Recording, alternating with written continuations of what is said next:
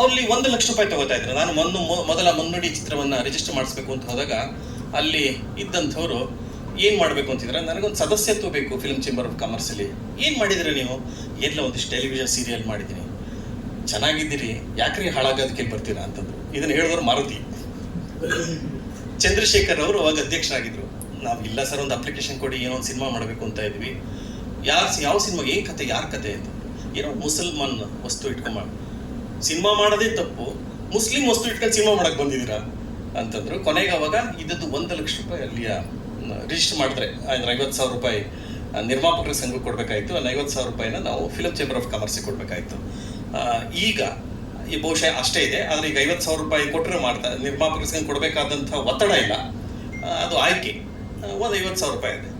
ಅದನ್ನ ನೋಡಿದವರು ಈ ಕೆಲವು ವರ್ಷಗಳ ಹಿಂದೆ ಇನ್ನೊಂದು ವಾಣಿಜ್ಯ ಮಂಡಳಿ ಶುರುವಾಯಿತು. ನಾನು 10,000ಕ್ಕೆ ಸದಸ್ಯತ್ವ ಕೊಡ್ತೀನಿ, ಇನ್ಯಾರು ಹೇಳಿದ್ರು ನಾನು 5,000ಕ್ಕೆ ಸದಸ್ಯತ್ವ ಕೊಡ್ತೀನಿ. ಹಾಗಾಗಿ ಉದ್ಯಮವೇ ಒಂದು ಛಿದ್ರವಾಗಿದೆ ಇವತ್ತಿನ. ಯಾರು ಮಾತನ್ನು ಯಾರು ಕೇಳೋ ಸ್ಥಿತಿಯಲ್ಲ ಅಂತ. ರಾಜ್ಕುಮಾರ್ ಅವ್ರನ್ನ ದೊಡ್ಡ ಶಕ್ತಿ ಅಂತ ಕರಿತಾ ಇದ್ವಿ. ಆ ಥರದ್ದು ಏನೋ ಸಮಸ್ಯೆಗಳು ಬಂದ್ರೆ, ಇವತ್ತಿನ ಬರೋ ಹಾಗೆ ಸಮಸ್ಯೆ ಬಂದ್ರೆ ತಕ್ಷಣ ರಾಜ್ಕುಮಾರ್ ಮನೆಗೆ ಅಂಗಳಕ್ಕೆ ಹೋಗ್ತಾ ಇತ್ತು. ಪರತುಮ್ನವರು ಅಂತ ರಾಜ್ಕುಮಾರ್ ಅವರ ಮಾತಾಡಿದ್ರೆ ಅವ್ರು ಮಾತಾಡ್ಲಿ ಅಂತ ಎಲ್ಲ ಕಾಯ್ತಾ ಇತ್ತು ಇಡೀ ಉದ್ಯಮ, ಅವ್ರ ಬೆಂಬಲ ಸಿಗ್ತಾ ಇತ್ತು.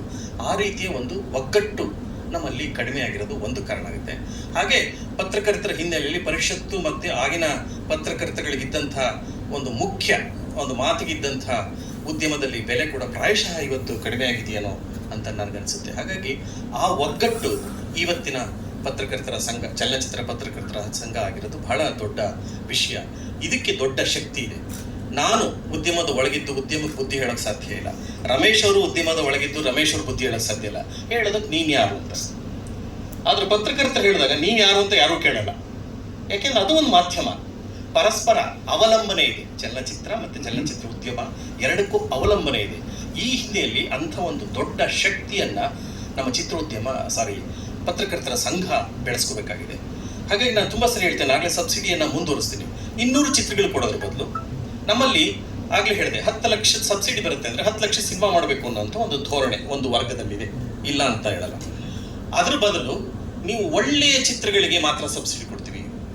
ಒಳ್ಳೇದು ಅನ್ನೋದಕ್ಕೆ ಮಾನದಂಡ ಏನು?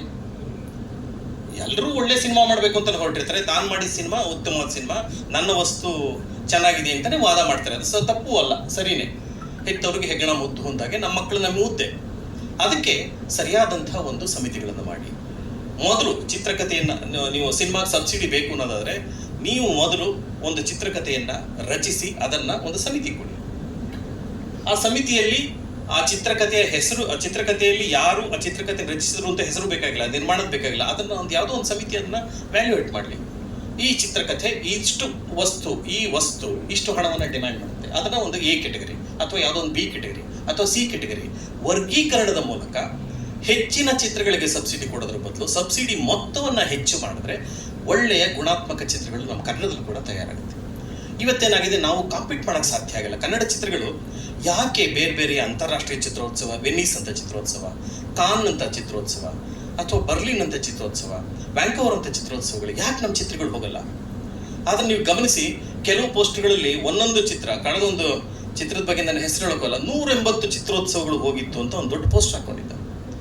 ನನಗಿಂತ ಆಶ್ಚರ್ಯ ಸುಬ್ರಹ್ಮಣ್ಯನ್ಗೆ 180 ಚಿತ್ರೋತ್ಸವಗಳು ಯಾವ್ಯಾವ ಅಂತ ಪಟ್ಟಿ ಮಾಡಿದ್ರೆ ಒಂದು ಅಂತಾರಾಷ್ಟ್ರೀಯ ಮಟ್ಟದ ಚಿತ್ರೋತ್ಸವಗಳು ಆಗಿರ್ಲಿಲ್ಲ.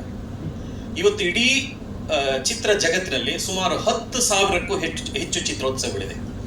10,000ಕ್ಕೂ ಹೆಚ್ಚು ಚಿತ್ರೋತ್ಸವಗಳಲ್ಲಿ ಅಧಿಕೃತ ಮುದ್ರೆಯನ್ನ ಪಡೆದಿರುವಂಥದ್ದು 43 ಚಿತ್ರೋತ್ಸವಗಳು. ಅದರಲ್ಲಿ ನಮ್ಮ ಬೆಂಗಳೂರು ಅಂತಾರಾಷ್ಟ್ರೀಯ ಚಿತ್ರೋತ್ಸವ ಕೂಡ ಒಂದು.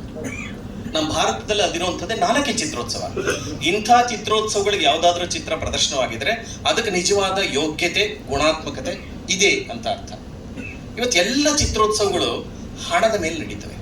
10,000 ರೂಪಾಯಿ ಕೊಟ್ಟರೆ ಒಂದು ಪ್ರಶಸ್ತಿ ಕೊಡ್ತಾರೆ, ಒಂದು ಸರ್ಟಿಫಿಕೇಟ್ ಕೊಡ್ತಾರೆ. ನೀವು ಹಣ ಕೊಟ್ಟ ಚಿತ್ರೋತ್ಸವಕ್ಕೆ ಪ್ರವೇಶವನ್ನು ಪಡ್ಕೋಬೇಕೇ ಹೊರತು ಅದ್ರ ಯೋಗ್ಯತೆ ಮೇಲೆ ಅದು ಯಾವುದು ಆಯ್ಕೆ ಆಗಲ್ಲ. ಅಂಥ ಚಿತ್ರೋತ್ಸವಗಳು ಸಾವಿರಾರು ಇದಾವೆ. ನೀವು ಗೂಗಲ್ ಮಾಡಿದ್ರೆ ಫಿಲ್ಮ್ ಫ್ರೀವೇ ಅಂತ ಇದೆ, ನೀವು ಇಂಟರ್ನ್ಯಾಷನಲ್ ಫಿಲ್ಮ್ ಫೆಸ್ಟಿವಲ್ ಅಂತ ಹಾಕಿದ್ರೆ ಸಾವಿರಾರು ಯಾವ ಚಿತ್ರೋತ್ಸವಕ್ಕೆ ಬೇಕಾದ್ರೆ ಹೋಗ್ಬೋದು. ಅದೆಲ್ಲ ಪ್ರವೇಶವನ್ನು ಪಡ್ಕೋತಾರೆ. ನನ್ನ ಚಿತ್ರ 180 ಚಿತ್ರೋತ್ಸವಕ್ಕೆ ಹೋಗಿತ್ತು. ನನ್ನ ಚಿತ್ರಕ್ಕೆ ಇಲ್ಲಿ ಯಾವುದೋ ಪ್ರಶಸ್ತಿ ಬಂತು. ಯಾವ ಅಧಿಕೃತವಾದ ಪ್ರಶಸ್ತಿಗಳಲ್ಲ.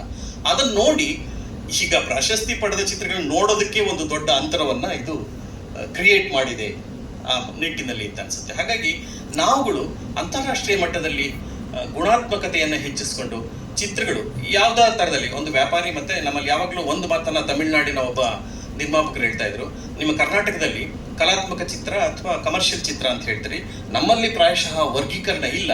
ಆ ವರ್ಗೀಕರಣ ಇಲ್ಲದೆ ಇರೋದೇ ನಮ್ಮಲ್ಲಿ ಒಳ್ಳೆ ಚಿತ್ರಗಳಾಗಕ್ಕೆ ಸಾಧ್ಯ ಆಯಿತು.